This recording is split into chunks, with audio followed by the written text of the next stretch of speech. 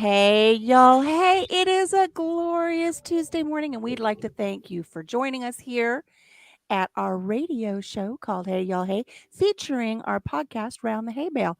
Who all's in here with me today? Well, that would be I am one of them, Ann from Andale Homestead. Hello, hello, everyone. Good morning. It is Cayce over at Ormsby Farms.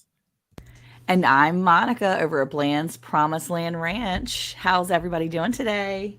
Good. It's cold in the South, Monica and Anna. We always joke about us It Southerners not is. knowing how to do cold. I had to have a jacket on. I'm such a wimp, and it's only I, like 60. I Yeah, it turned is my heater on definitely last night. it's a little chilly. Well, I'll share with you up here in the northern plains. We're already running our pellet stove. We've been running it for 2 days. It's cold, and we're running our little heater in the bedroom, and the down comforters have come out because it's chilly up in here in Iowa already. Mm. Well, it And is my nice. It's been really nice down here overall. Well, we're here though because I'm super excited. We had a really great podcast yesterday. Speaking to sixth generation homestead, Troy over at Bar Run Forge. And I think he's actually here in studio with us. Troy, are you there? Well, I'm here. I'm not there. I'm Yay! here. Well, thank you for coming in here and hanging out with us for a little bit today. So, Troy was on episode 14. It came out yesterday, and you can check it out on all the platforms that are out there. And we had some great conversation where we talked to Troy about some of the expectations that we have, or that maybe his family had for him, some of the expectations he has for his kids, and how his homestead has been running for a long, long time. Exactly how many years has your homestead been in your family again, Troy? Well, technically, the state of Ohio recognizes us as a century farm, so a little over 100 years, somewhere between 100 and 123 years. But there was a possibility of almost 200. I was listening to the podcast yesterday while I was taking my walk, and I was cringing every time we were talking about those 9 years. I'm so hopeful we'll able to get that because, as Troy was sharing with us, if they can just get those 9 years recognized when a distant family member, I'm going to say, was actually running the farm, then they will be a bicentennial farm. And we were discussing in the podcast that I'm just kind of like the historical buff in the group. And I just, as I was walking, I was like, oh, please do that, do that. I do hope he does get that taken care of because I think that would be such a wonderful thing for his multi-generational farming family. If you guys didn't get a chance to hear the podcast, if you're busy, we're all busy, but I listened to it while I was taking a walk. So there's you can listen while you're driving, you can listen while you're doing the dishes. You could do like Monica does. She listens while she's out in the garden. I listened to it while I was hoofing out 3 miles yesterday for my walk. Woohoo, 3 miles. That's awesome. I was I about to do say, that. woo. Yeah, I do that often. I will put everyone in my pocket, put some earbuds on, and keep on trucking. Mhm. It's also a good way when you're canning and prepping for the winter to listen to podcasts. And as Andale said, put a little earbuds in, tune in for that little hour. It makes the hour go by very quickly. It does. And if you've got earbuds and you happen to have a multi-generational setting, if you've got a child visiting you, if you've got a parent sitting there with you, share those earbuds. Share them because That's right. that way you can listen to what everything that Troy shared with us about this multi-generational farm that he has going, and all he has a lot of great tips, guys. I'm telling you, I was listening to it yesterday and it reminded me that I do need to get in touch with my attorney and get that trust put together for our homestead, and so that we can avoid some of those common pitfalls when you go to pass on your homestead in that multi-generational setting. Yes, well, Troy, I had another appointment, another assignment that I had to be while your podcast was going on, but I'm really interested in finding out what an honor to be able to have multi-generational homesteading. You learn from those that come before you and continue on in that tradition. And so I'm really interested in hearing what you have to say. Well, and you were definitely missed. That is for sure. I was looking forward to spending some time with you as well. But it's good to be in here on the morning show. I have been we have a saying around Bar Run Forge. It's called "Stupid Blessed," Oh, yeah. and it comes from Ephesians chapter 3, where it talks about how we are blessed beyond our measure to understand. So I just kind of dumbified it and farm boyified it and called it "Stupid Blessed." And I have been blessed with some heritage that's kind of rare, I guess, nowadays, and as sad as that is. Well, I have to say, I wrote down a comment that Troy made in the actual episode. He says it, and I wrote it down, and I've seen it many, many times since then because I put it so that I could find it, so that way it would be there and it would remind me in different times. And he said that one of the sayings that I believe your grandfather said was, or maybe it was your dad, we do the things that we have to do to get to the things that we want to do. Was that your grandfather or your dad or both? Well, I don't mean to do this the wrong way, but that was me. That was just you. Okay. Well, Yeah. I wrote it down as your actual, like your quote in my thing. I actually wrote There you Troy go. Roush. So that's Yeah. good that I was giving you the absolute credit for it and not that it was I rarely get hand-me-down. opportunities to take credit for things I say, but that actually is one of mine. Well, good. I like Also, that saying. Well, I think it's a great saying to have, and I think it's a great example that you're setting. And obviously, you have an example that you're setting for your family because you came from that lineage, that heritage, that your family was setting that precedent and kind of giving you those tasks and tools that you needed. But I just think it's awesome. And it definitely was an inspiration for me raising kids and watching my boys follow the example that Eric is setting for our first generation homestead, if you will. I mean, we're not really we don't have a lot of background in that, but it's one of those things that I'm excited to see my boys follow along and do the hard things and do the things that they need to do to just learn how to live on a farm and do some of this stuff. So it's exciting to see you who has adult children doing different things, but also still being on the farm as well. So it was an encouragement. So thank you for that. You're certainly welcome. It's a humbling thing to know, no matter whether it's the farm or any place else, that eyeballs and ears are on you all the time. Definitely. So I think as we're started here today, so what we normally do is we have some comment call outs, and I think we have a comment call out from our homesteading group. Do we not, Cayce? It's time for Subscriber comment call out. Pew pew pew. Oh, giggles. I was about to say it never gets old hearing that, and it's so funny. It cracks Ann up every time. Every time.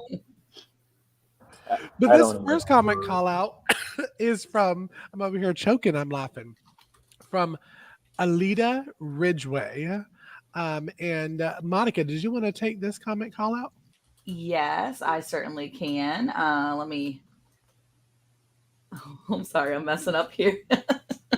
Let's see. It says, does anyone know if you can put these plants next to each other? She's asking the question of whether or not you can really put different plants in the buckets next to one another. I was trying to read the whole thing. Sorry, Cayce. I'm a little behind here doing a couple different things.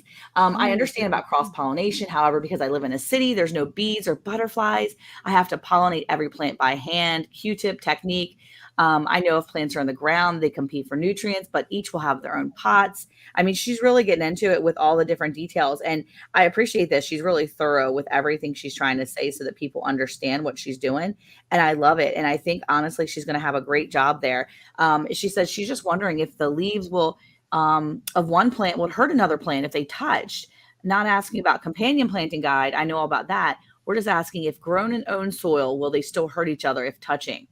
And I mean, look, I've got lots of plants that are touching each other. I was about to say, that's a really good question, though. It That's a really is. good It's a wonderful question. question. Yeah, if you're new at this and you're not really sure, and if you look at her setup, she's got a lot of different pots there. And I think it's great that she's trying to do all that. Look, she's got some flowers there, it looks like some irises. So really, I don't know that she would have to pollinate every plant by hand. I mean, she probably would want to, but just because she lives in a city doesn't mean I guess there would be bees and butterflies around, isn't there?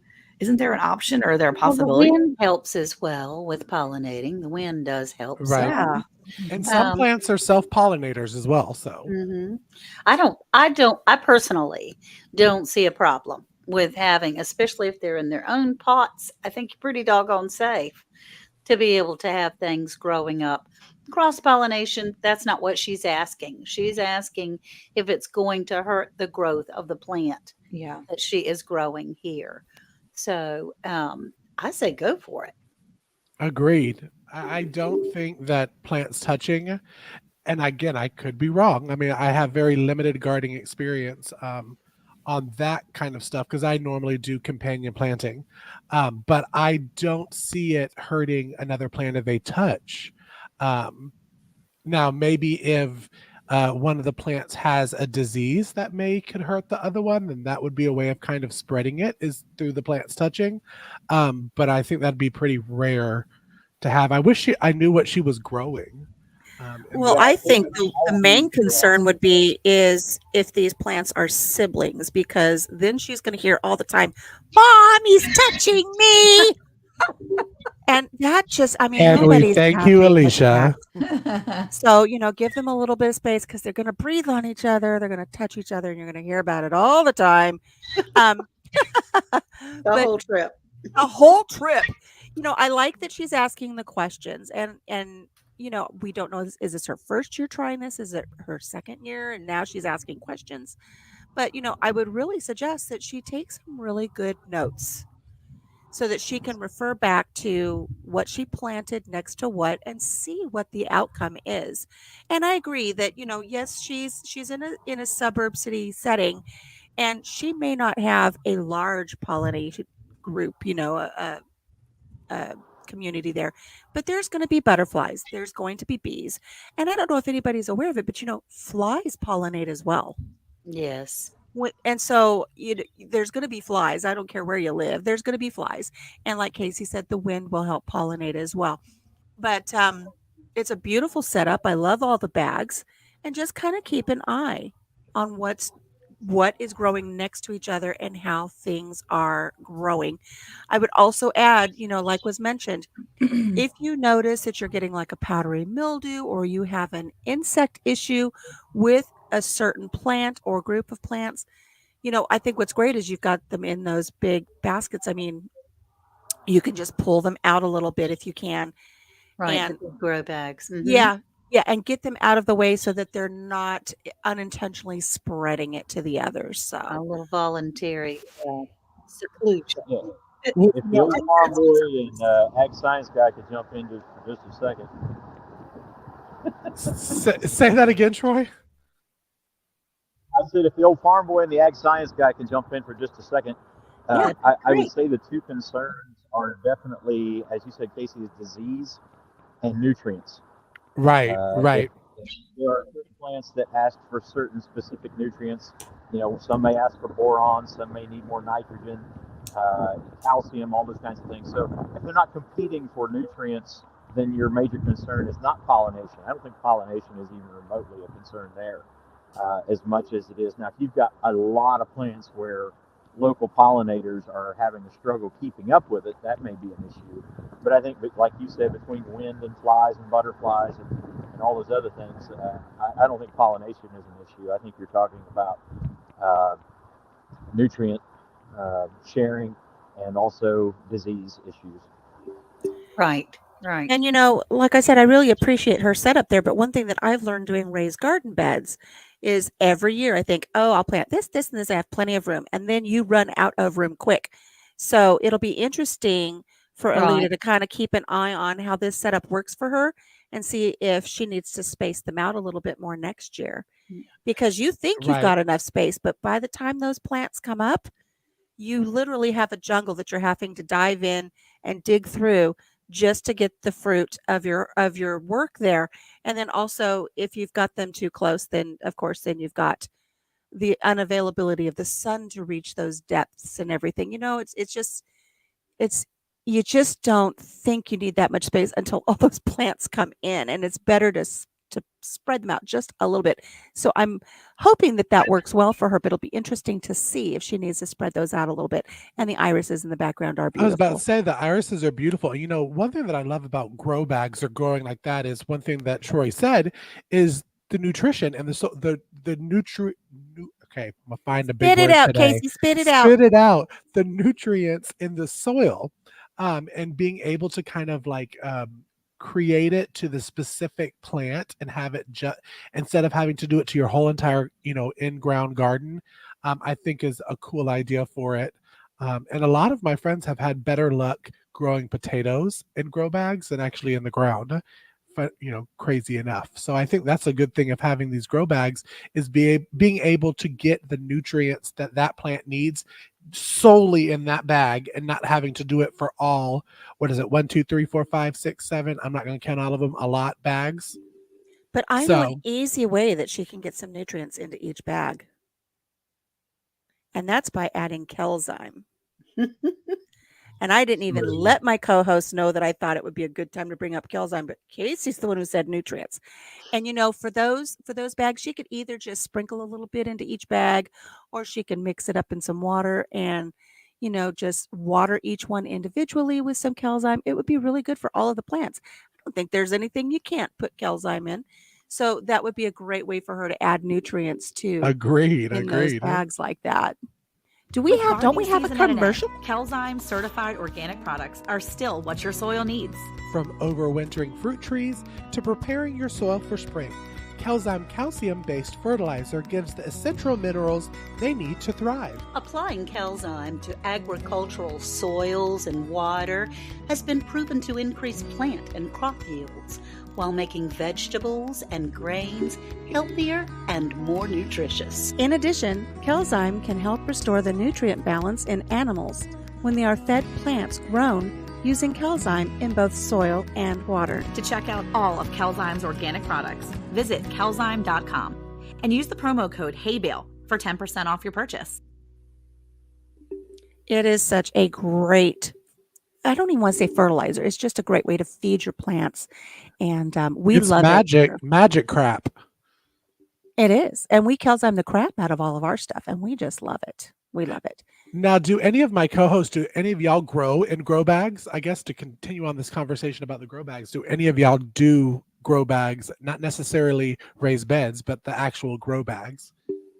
I've not tried one. I've tried 5-gallon buckets and I've tried my raised garden beds. I had success with potatoes in the buckets, but I've not done the actual grow bags. I'd liked, you know, I mean, that's something I've thought about because we have all these feed bags. Why don't I just roll down the tops of the feed bags and fill them with soil and grow stuff? And I don't know. I just haven't tried it yet. Why not? I was about to say, why not? That sounds good. Yeah, you're reusing what you have. Right. Yeah. I just haven't done it yet. Maybe next year I'll do that and I will do a little experiment to see how my things do. One thing, they'd be pretty though, because they have chickens on the side of them. And I think it'd be pretty here on the farm. Be a great way to update them, upuse them, upcycle them, do something. I don't grow in grow bags. Troy, have you ever grown on grow bags at all? Like in anything? Like I know you have a big farm, so it's not like you're growing big crops in grow bags or anything like that. But have you ever tried doing smaller scale, anything smaller in grow bags? As far as our vegetables go, we've got most everything in containers. I have used the slightly taller ones for getting orchard plants started. But like the potatoes, we use straw bales because they're easy to come by and makes the harvesting of the potatoes really easy. Yeah, that's right. I have seen your straw bale video with potatoes. Now I've tried potatoes in grow bags, and that was the only thing I did try. I tried it a couple years ago, and it was a huge fail. It was just terrible. So See, potatoes have been a huge fail for me. So yeah, I grew reaching. potatoes in the ground in Maryland years ago before we moved, but I've never been successful with them here in Texas. So I thought, okay, maybe it's just a different climate thing. And then I found people growing them here in Texas, and I'm like, oh my gosh, people in Texas can grow potatoes. I want to grow potatoes. I've done it before. So I tried the grow bags and it was unsuccessful. And so I actually saw Troy's he grows the potatoes in straw bales. And I was like, oh my gosh, that's so easy, or it looks easy. I can do that. But anything that really looks easy and that people always say is super easy is not actually easy for me. It seems to be one of those overly complicated things. People are like, grow onions, grow garlic, super easy. No, not for me. Speaking of potatoes, I'll share this with our listeners because, I've seen a few comments where people are like, oh, I learned this today, or I learned that today, and I didn't know this. And Troy might be able to relate to this because I think down south, Cayce and Monica, do you guys get lightning bugs down there? Do you get the little lightning bugs? A tons. Every You get every tons. now and then. Okay. We don't have that many here. I don't know. I think maybe my chickens eat them or something, but we So don't get Miss very Ann many. says she gets some, and I know that Troy probably gets them where he is. But did you guys know that when you're growing potatoes and you get the first little purple blossoms on your potato plants, that is a signal that you need to start watching for the little lightning bugs to show up, because that's when they show up. And I didn't know that, but my neighbor down the way, my neighbor friend, I said, "Oh, look, I've got little purple flowers on my potatoes." And she says, "Oh, lightning bug season." She goes, "As soon as those bloom, the lightning bugs come out." And sure enough, that is the indicator that Well, it's the isn't that season. cool and nifty? Yeah? Isn't it neat? So, when you're growing your potatoes, if you're looking around, you're like, how come there's no lightning bugs yet this year? You have to wait for the potatoes to bloom, then start watching, and then they're everywhere. And I just love them. I love the little lightning Well, bugs. with my luck, the potatoes don't get to the purple flowering stage. So Uh-oh. just saying, it's. Well, that does not mean the demise of all of the lightning bugs. Oh, They I'm don't have so to have thankful. it. I'm so thankful. Somewhere Thank you've got a goodness. neighbor who's got purple flowers on their potatoes Yeah, somewhere. So right. there's going to be lightning bugs. Do you guys call them lightning bugs where you are, or do you call them fireflies? I call them lightning bugs. In fact, Lightning bugs. every I call 'em- summer, yeah, go ahead. Yeah, I call them lightning bugs too, but I'm also, if I don't know what people in the South call them, like in the South, they may call them fireflies. I don't know, because I'm from Maryland originally, so I call them lightning bugs. I call them lightning bugs, but every once in a while I'll say fireflies. How about you, Troy? What do you call them? Lightning bugs.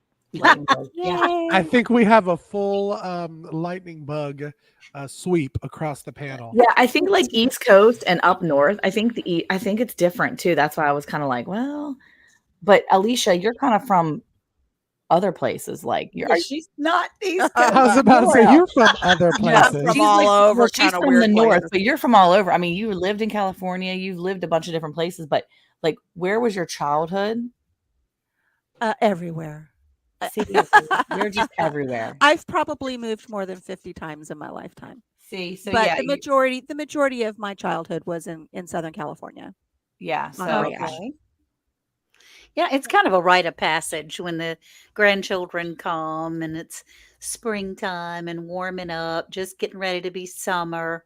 And we go out in the dusk of the evening and collect lightning bugs. Yeah. You know, we get the jars with the holes in the lids. And then there's always the discussion of, no, they can't be your nightlight. You have to let them go back to their family. But Yes. it is. And growing up in Southern California, since that was brought up, we did not have lightning bugs there. We don't have fireflies. So I would come out to my grandparents in the summertime to Iowa.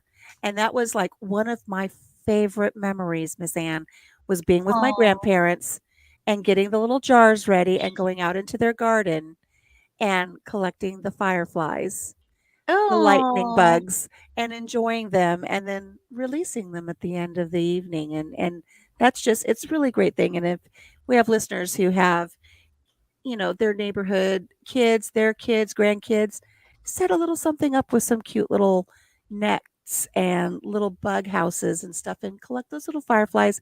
Have fun, treat them nice, and then let them go. Why there doesn't you that go. work with potato bugs? Yeah, right. Well, that's a whole nother podcast and radio show right Come on there. over, kids. Come on over, kids. Let's all grab some potato bugs. Oh my gosh. Okay. Everybody like that. everybody get your black lights. Let's go get those horned worms. You know, you could have Party. Troy needs to host a field trip where, like, with a bunch of kindergartners, and just let all the kindergartners get all the potato bugs. Because I'm gonna tell you what, little kids love playing in the dirt and love potato bugs. Yeah, we have gone out with the black lights and had a hornworm gathering party with the grandchildren. So, You got to make whatever works work. you know, I we was got to just about to entertain say them. that. I would make it a whole event. I would serve up like some green pudding before you go out, and I would do all kinds of fun stuff. I'd make little tomato hornworm, little like cupcakes with gummy worms on them, and I'd That's a make all great kinds of fun idea. stuff for the kids doing that. That would be fun. They'd love it. That Oh, But takes Miss a little more Now, energy. before you did that before you had chickens, now what are you going to do with the? Well, I don't want to get too far into that. Yeah. What do you do with your hornworms? Do you just like put them in your neighbor's yard? They're snacks now. They're snacks. They're That's snacks all. now, but what did you do before you had the snack element? Well, they flew out for hopefully feed for the turtles in the creek behind the yard. Oh, good- you good gave them call. wings. So, Fly, yes, fly. Here's your chance. fly, The swim. Run away. Yes. white powdered white cheddar cheese is very helpful too. Oh, Say Did what? you say white cheddar cheese? Oh, wait, I'm Yeah, and then powdered confused. stuff that you sprinkle on stuff that makes them taste better. Oh no! Oh, a little parm. Just Oh. a little parm. Just give them Yeah, that. Yeah. What about some ranch powder? That probably No. would be good too. oh. This has gone way off the rails. Cayce. Yeah. Don't you get me started on ranch powder. So, are we talking about food now? Do we need to have another subscriber comment call out? We do. There we go. It's time for Do-do-do-do. Subscriber comment call out. Pew pew pew. Okay, so this was a last minute ad because I saw 5 days ago Robin Marlin. So a few weeks ago, it wasn't last week, I think, but it was 2 weeks ago, maybe. Yeah, I think it was 2 weeks ago. We did discussed our first sourdough, and we discussed another post, but we also referenced Robin's post too, because she was trying to make, I don't know if it was her main post, and then I referenced her and I called her out and asked her about it because there were two people basically doing sourdough at the same time.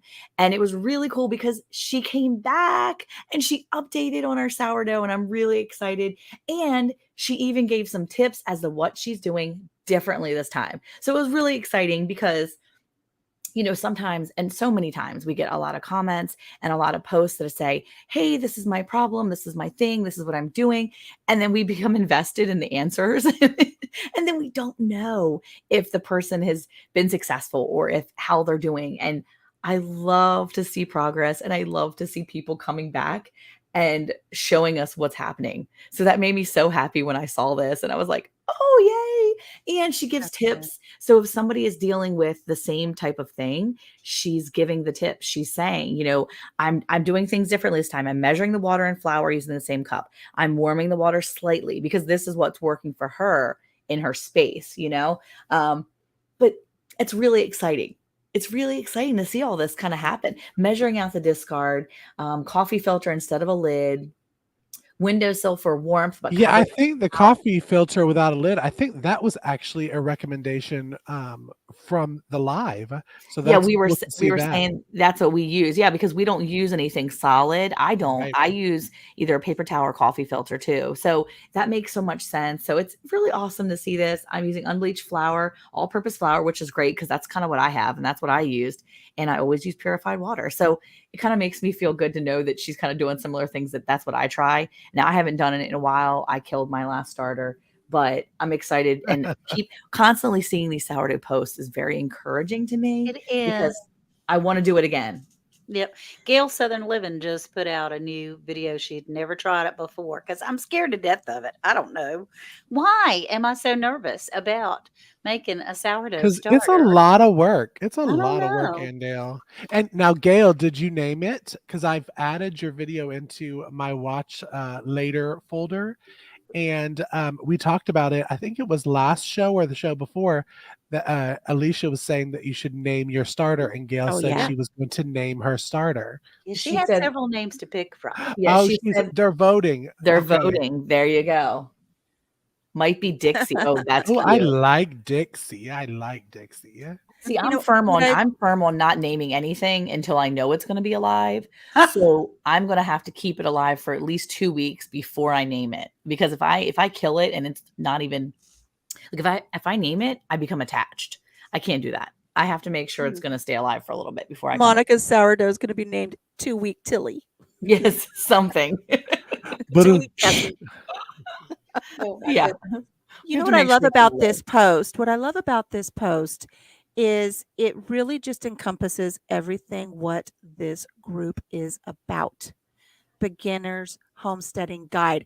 She's taken what she's learned and she's come back and she's like, okay, made these adjustments because everybody can learn from it. And I just love that. Instead of learning what she learned and then keeping it to herself, she's coming back so everybody can learn from it. So that is really a great thing because that's what this group is about, learning from each other, encouraging each other, moving forward. And it's, unfortunately, sometimes we get some people who say, oh, you shouldn't do this, or I can't believe you did that. And it becomes a little catty. And that's not what this group is about. This is an excellent example for anyone listening or anyone in the group. This is what the group is about. It's about trial and error, learning and sharing and helping each other grow. Well, That's Alicia, here was her post that we did, that we called out the very first one. Mhm. So it's good to see the before and after. Well, yeah, and that's only on the first. So I mean, Yeah. she took what she needed to learn from her first effort, made those adjustments, and she came back a week later and said, okay, this is what I'm doing different. Here's my success so far. So, and I think, like Ann said, she's scared to start. All of us are scared to start something when we don't know how things are going to turn out. And I think that's probably the biggest fear is the possibility of failure. But we say it's a living thing, but it's not like it's going to hurt anything. We're not raising babies or puppies.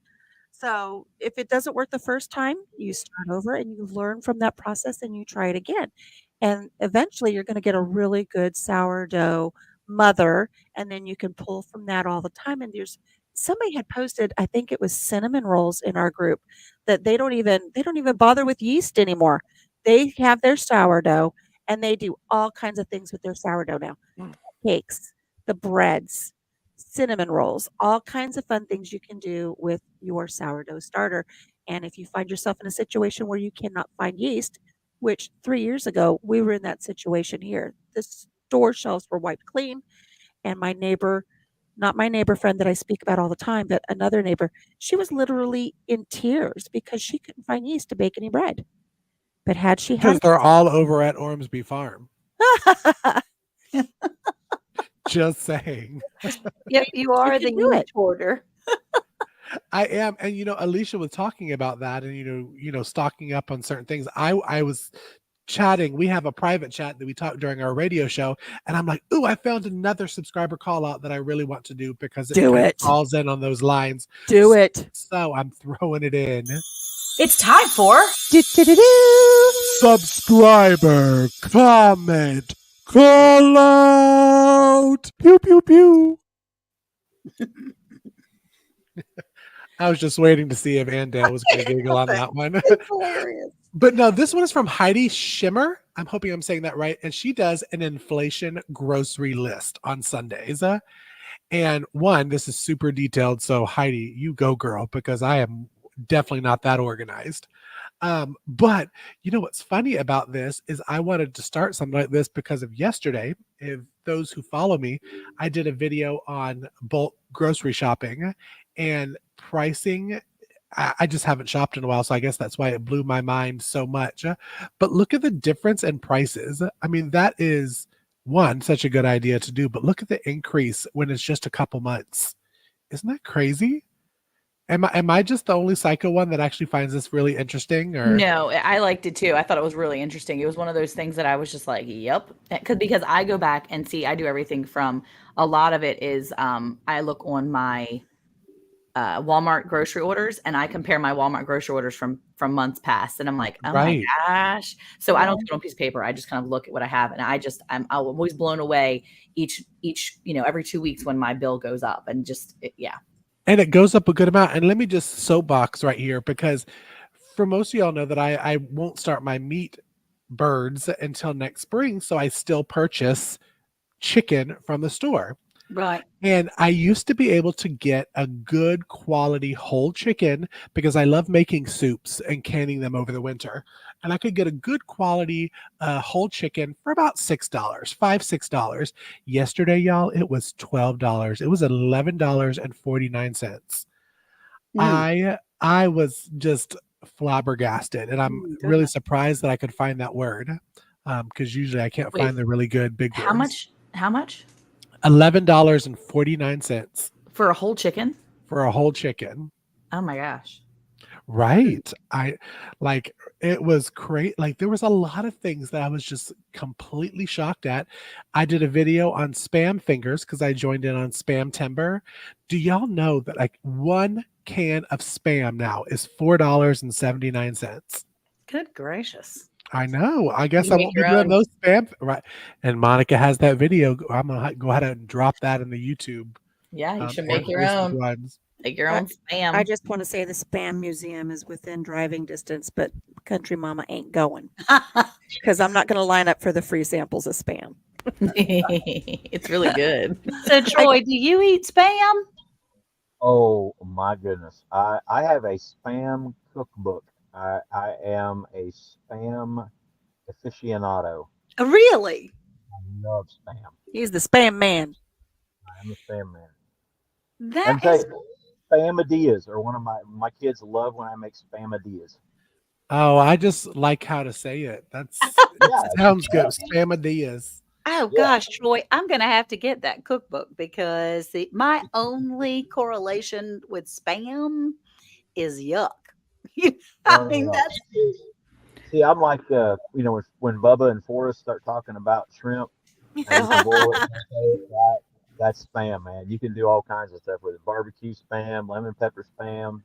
They had some Oh. great to do like a little shout out for Mary Ellen for Spam Timber. They had some wonderful recipes, and they even had desserts with Yeah. spam. dessert. Okay, that's where I Yeah. draw the line. See, No, Even it as a was vegetarian, I draw the line candied. there. It was pineapple and candied spam cookies, Mm-hmm. and then there was a monkey bread. And I mean, there were some really good. There was like a baked mac and cheese and spam. I was like, fat kids say what? Well, I made Yeah. sandwiches last year. We made those spam sandwiches, but we added it with like grilled. It was grilled cheese. It was grilled cheese and spam. But then we also did like we always do grilled PB&J here. Abigail loves grilling up some PB&J, and so we do grilled PB&J with spam in there too. So good. Okay, so take pancake batter, like when you do the bacon, Yeah. pancake batter, a little sliver of spam inside the pancake batter and put pancake batter on top of it. The pancake batter like sticks with spam inside. Okay. Yeah. Wait, do you grill the Spam before you put it in the Grill center? spam first. Grill the spam first, just like you would the bacon. So you're gonna fry it up Okay. like bacon. Yep. I must not have had it. You always hear you just haven't had it cooked right. Yeah. That's right. I just must not have had it cooked right. You've been sheltered, Anne. I have. I You've have. never been exposed to spam the way No. you should Or be. Miss Ann, she probably had a Spam pancake, but somebody didn't grill it first before they put it in the middle. No, We've made the bacon pancakes before, but the spam pancakes, that's awesome. That is awesome, Troy. This mom Hey said y'all, yes. I have got to bail out. I am so honored to be on here with you guys. So much fun. And anytime you guys need some dumb red bearded farm boy from Ohio to talk with you, you let me know. Oh my gracious! Thank you for. We being- loved thank you having for you on, joining us, Troy, and we just thoroughly enjoyed recording the episode. So again, if y'all have not gone over and listened to our episode 14 with Troy from Borrow and Forge, go over. It's on multi-generation homesteads, and it's a great episode. So thank you, Troy. Thank you guys. God bless y'all. Thanks, Have a great Troy. day. You too. I do want to go back to our comments on this show because the young lady who shared about the sourdough, Mhm. she, I got to give her a lot of credit because she's stepped up and said, the second one's not working right now. I don't know what I'm doing wrong. So she's put herself out there to say, you know what, my second time I'm having trouble too. And I think that takes a lot of chutzpah to, say, uh-oh, still having trouble. But it was pointed out to her that there are some great Instagrammers that have some ideas. There are some different pages that will have some ideas, and we're looking forward to an update so we can figure out how she's ironed out those issues that she's having with the sourdough, because I think it's going to be one of those trial and error things for many of us but once you get past the trial and error part and you come up with a successful batch, it's going to be worth it. So don't give up.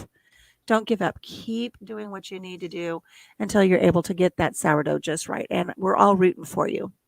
Yeah, for sure. It's exciting that she's able to at least say, okay, it's still struggling. What do I do? But yeah, yeah, because I love not a that. lot of people would do that. Not a lot of people would put themselves out there like that. And I applaud her for doing so, because it's the only way we learn. Yep. Well, that's me in there telling her that there's another page too. There's a little page I joined. It's called Sourdough Geeks. I actually found it. Somebody posted on here. I joined it and I was like, oh my gosh, this is amazing. So I'm trying to continue to encourage myself to jump back in to sourdough, because I didn't have trouble growing it. It stayed alive for a certain amount of time. I just didn't know what to do with it once it was ready. I was like, oh my gosh, what do I do with you? It's like when you're pregnant. Now what do I do? You're pregnant and then you have this baby and they're like, oh my gosh, what do I do? What's next? What's next? That's exactly it. I was like, so yeah, I'm great. I'm good at growing it up, but the reason why mine died isn't because I couldn't grow it. I could grow it. I just didn't know what to do with it once it was alive for so long. So it just kept languished. Did it just languish? It just gave up life after a while. It was like, I'm here, please pay attention to me. And I'm like, I'm so sorry, I don't know what to do with you. So yeah, that was my fail. Well, I want to go back a little bit and talk about the grocery list, because I didn't get to put anything on the grocery list there that was the comparison. There were some comments on there about why did you buy this and why did you buy that? And she said, you know what? I just went through the store and I selected things that I think the random family would buy, because there were some comments on there about, like, if you're a homesteader, you shouldn't buy this. She wasn't doing it based on her grocery list. She actually did it as a fair comparison to the general family, that may be something that they would buy. And then she compared them over these months. So, it's not just a homesteading thing. And let's not get caught on what the homestead is, because this is something we've talked about before. You don't have to live on a farm. You don't have to live on an acreage. You don't have to live on a ranch. You can homestead in your apartment. It's all in how you view it. Don't pigeonhole yourself into that description of what you think a homestead is. So this is very valid for everybody in the group, because not all of us have the same situation. So there are these things that's on the list that applies to the general American family, was what she was going for. And she did this price comparison. And you can see that, over the almost 10 months, there's a pretty big jump there just on your regular things. And some of the things from October, they were the sale prices. So who knows how much more they would have been, what her totals, how they would have differed if she would have done the usual price without including the sale price. So, it's really something, it's something to keep an eye on when you're budgeting for your household, and find out where some of these trends are, and just be either prepared for it or find a substitute. Well, So if I have to say, Alicia, it always makes me giggle, and I'm going to say giggle because I'm going to be really nice about this next comment. It always makes me giggle when folks say what other homesteaders should buy. It brings me back to a video of this little girl in a car seat, and she told her dad, "No, you worry about yourself." yeah, And it makes me think of that on certain comments, like, you worry about yourself on what you buy. She is just putting it out there on prices that went up. And just right. because you're a homesteader doesn't mean you shouldn't buy a certain, whether it's a name brand or whether it's bread. Listen, Monica has talked about it. Monica knows how to make bread, but to make bread for, a football team is a lot of work. So just because she buys bread at the store does not make her not a homesteader. And I threw you out there, Monica, so you can join in if you want. Well, yeah, no, it's true. I'm sitting here just listening, because, it does really make a difference what you what, just because you have the skills and the knowledge to do something doesn't mean you're going to do it every single day. I mean, I know how to make my own ketchup. I know how to make my own barbecue sauce. I know how to make a lot of my own condiments. I know how to make a lot of my own things. But I'm going to tell you right now, it's a lot easier to pick up $1 bottle of ketchup because it's on sale and it's got the high fructose corn syrup and we don't eat it that much. Right.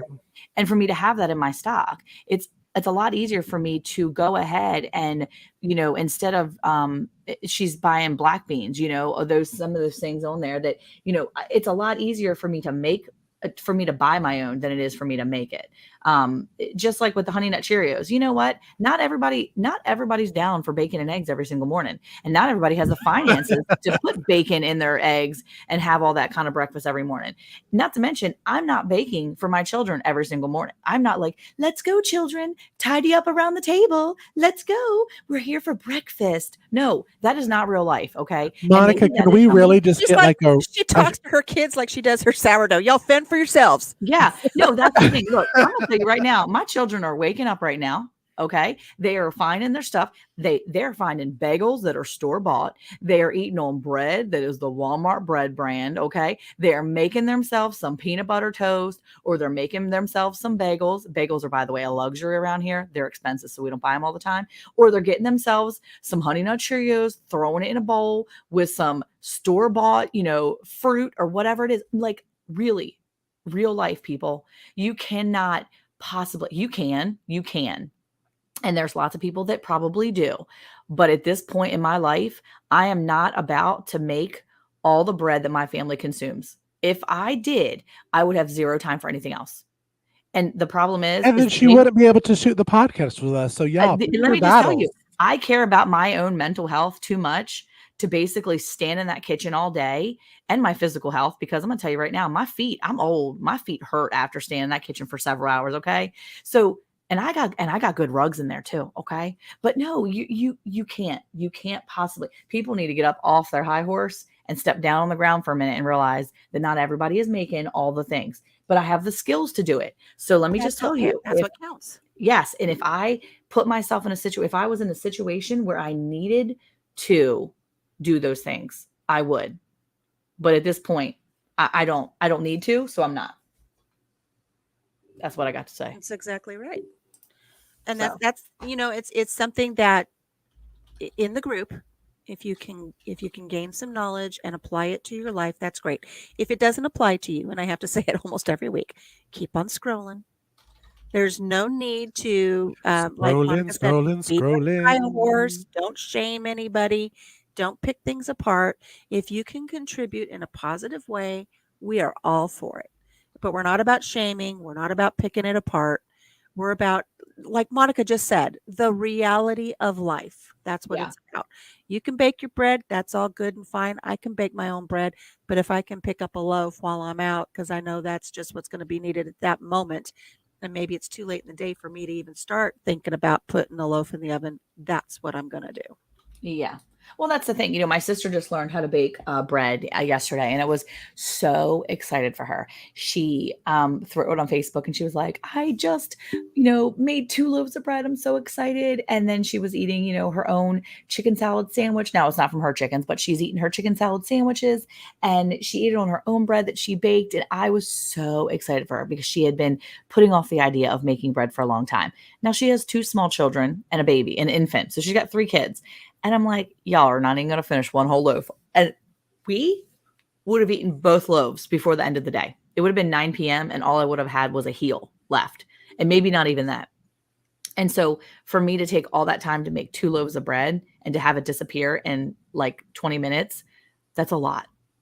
I'm like, if brownies took that long to make, then I would never make brownies. Let's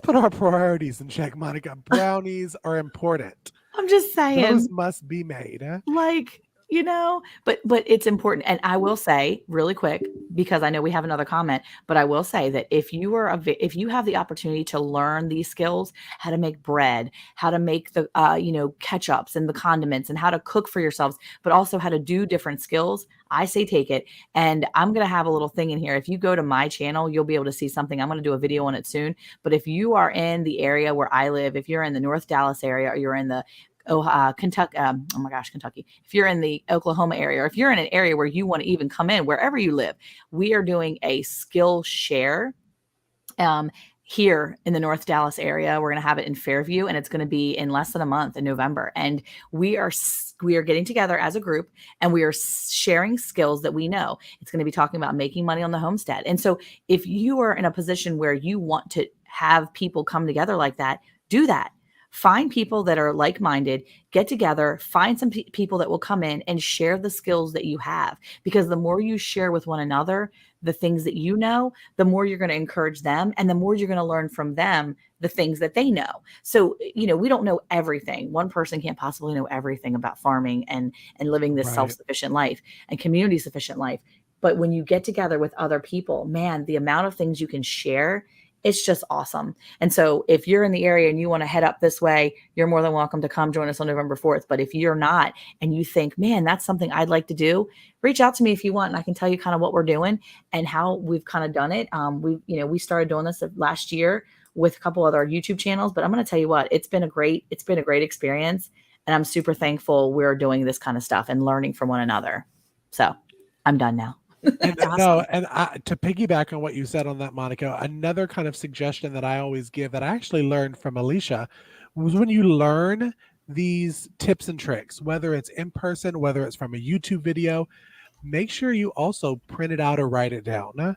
Have a nice little binder of different recipes or certain tips that you're like, hey, Monica just gave that really good tip. I need to write it down, because you never know when you may need the hard copy and Yeah, not absolutely. the online copy.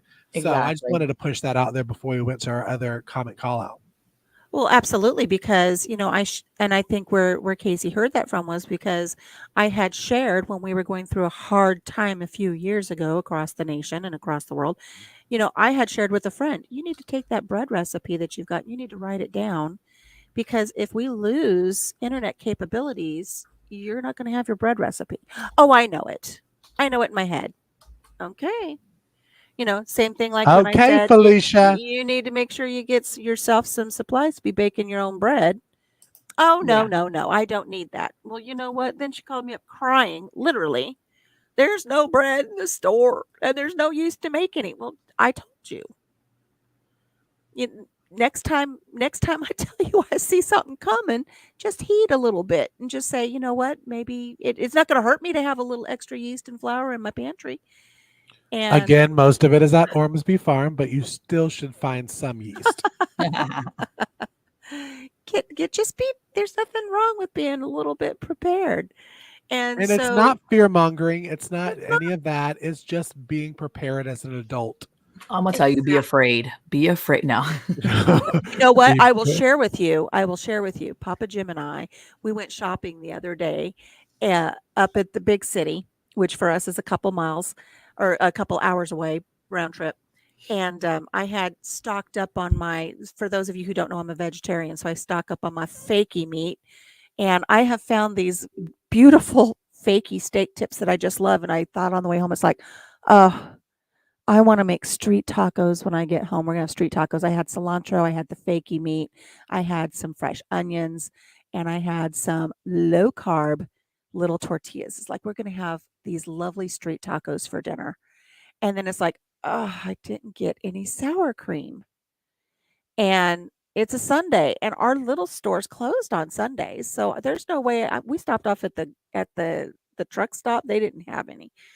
But you know what I did have? I had that crema, that media crema from Nestle in my pantry. I bought 12 cans of it over this last year. I took that media crema, I took it out, I added a little bit of lemon juice and a little bit of Fiesta seasoning to it. Boom. It thickened up into a beautiful sour cream, and we had sour cream on our tacos because I was prepared. That actually sounds really good. I'm It over was here. delicious. I was like writing it down.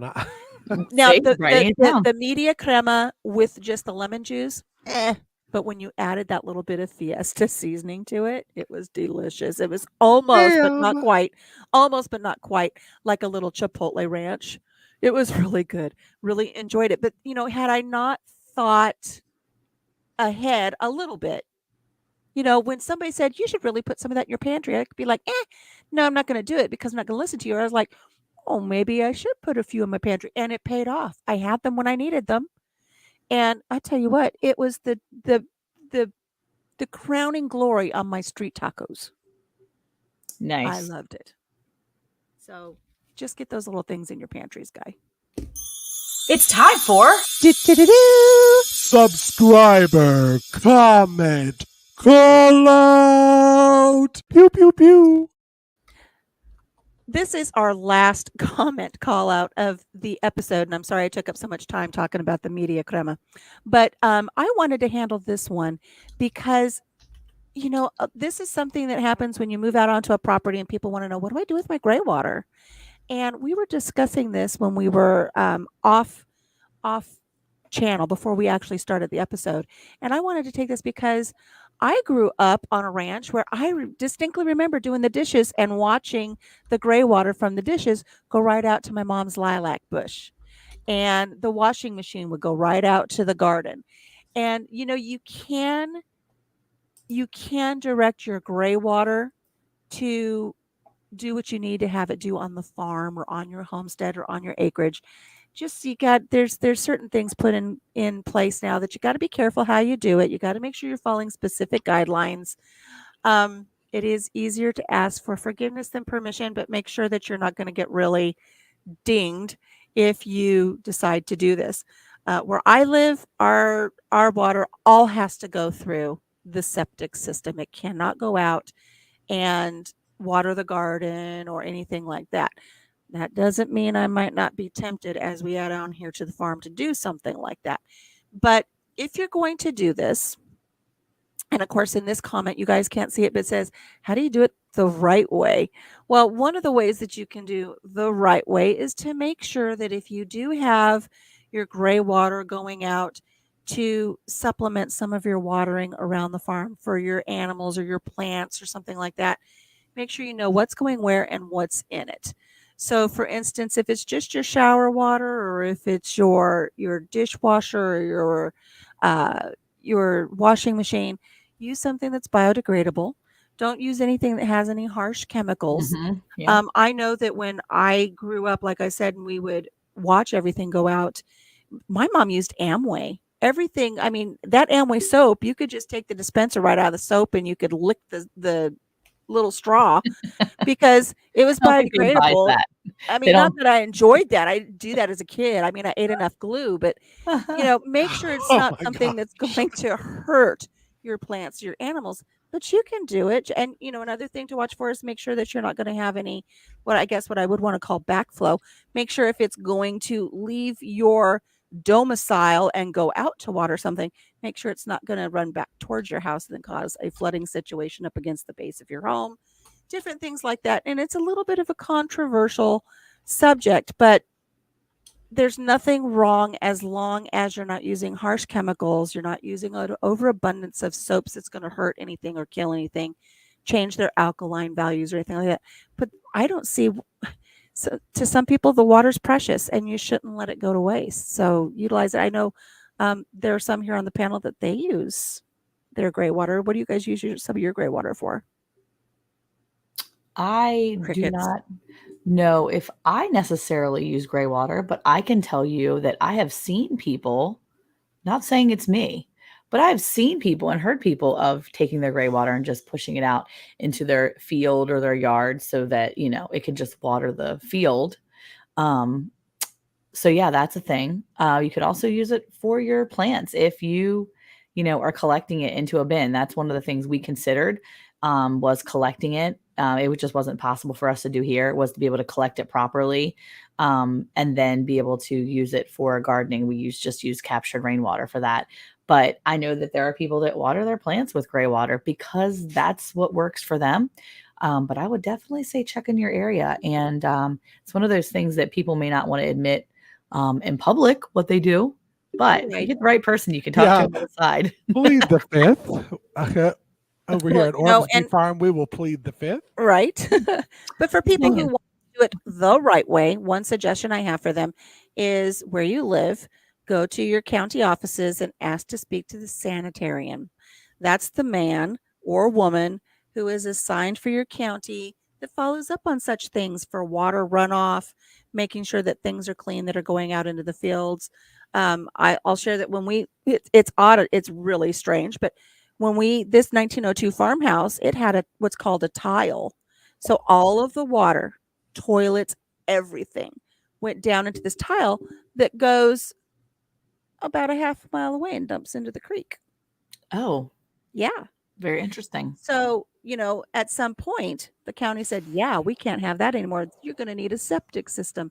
So the people before us put a septic system in. And they had gray water that would go out into their gardening areas or to wherever. Mhm. We bought the farm. They were like, oh, you're not grandfathered in. Everybody, when you buy a piece of property out here, has to have a whole new septic system, even though our septic system was fine. And that one, nothing can go out. All of it, the dishwasher, the washing machine, the shower, everything has to go through the septic. So Yeah. we're not allowed to have gray water here. That Yeah. doesn't mean that I can't do a load of dishes with a biodegradable soap in it. And if I want to collect some of that water and go out and water my marigolds with it, that doesn't mean I can't do it.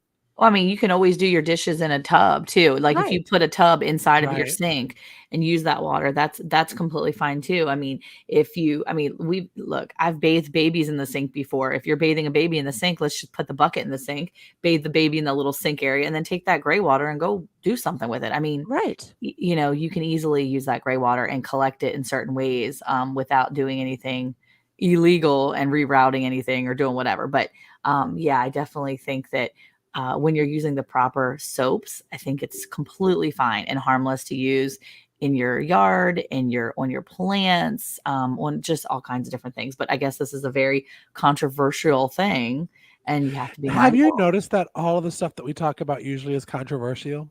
I think That's everything is controversial these days. That's true. Speaking of That is controversy, true. speaking of controversy and buying things that are properly green or clean or whatever, don't forget today is Amazon Day. Tomorrow is Amazon Prime Day. So if you all shop Amazon Prime, you can go and check out. And I believe we are on Amazon Live, right? Is that right, Casey? We are. We just got all 4 seasons put on Amazon Prime. And I hope to see most of y'all. If y'all head over to Ormsby Farm, I'm going to be going live on Amazon Live today, and I will be showing how to get Round the Hay Bale podcast from the live and different pantry stuff. So definitely choose today if you're interested in any of the products that we talk about on any of our podcasts or lives. Give us a little DM on social media, and we can send you over a link so you know that the exact one that we've gotten, that we've used, we've tested, we've tried, and we'll send it over to you. And it does give us a small commission. You don't pay any more, but it helps us continue on these podcasts to be able to shoot the show and the podcast. So yeah. Yeah, Amazon Prime is one of my favorite days of the year. Besides It's my birthday and Christmas, I'm just saying. Right. And I It think is they're having Christmas. multiple now. I think Amazon has gotten smart and do it quarterly. So Yeah. there will be more Amazon days. It makes sense. And plus I need those boxes because I'm trying to transition to a no-till garden. So really, I need the boxes from See, Amazon to start, meant to really be. putting those boxes in my garden. I'm really trying to be smart about it. Right. See, and Eric, if you're listening, your wife is being very rational. Yeah. So this is important. You need to let her just order whatever she wants on Amazon for those boxes. It will Let her help in buy the all the future. things. Just I'm gonna put like a bunch of separate orders in so I have more boxes. That's so bad. Right.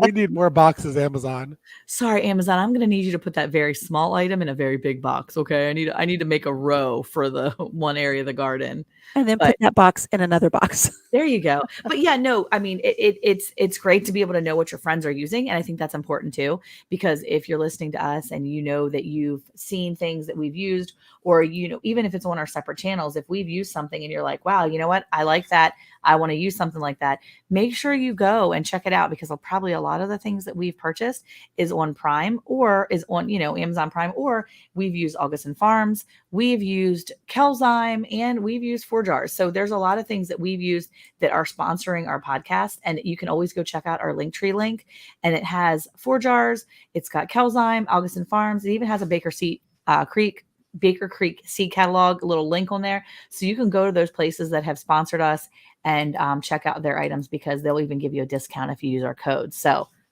use what your friends are using. That's exactly what you do. So we're your friends, and we want you to use what we're using because it makes sense. So anyway, that being said. So, we're running out of time because I talk so much. No, all of us, we're just chatty Cathy's today. We are.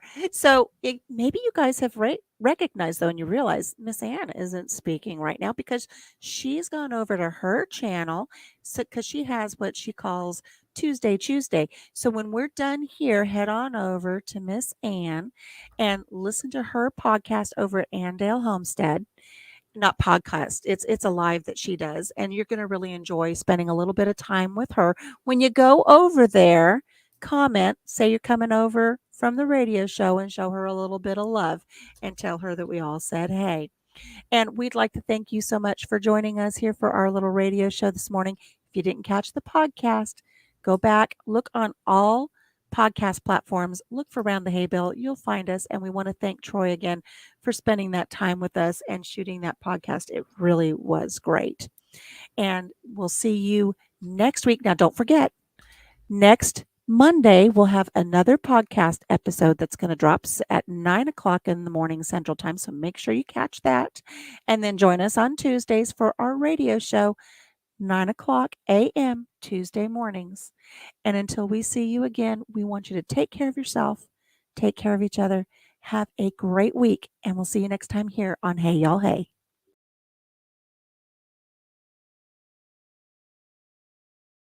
Hey, Monica, did you know it's now even easier to listen to Round the Hay Bale podcast? What? Really? How easy? That's right. All you have to do is say, Alexa, play Round the Hay Bale podcast. Playing Round the Hay Bale podcast on Apple Music. Oh, we're really fancy now. Tune in to Round the Hay Bale every Monday at 9 a.m. Central.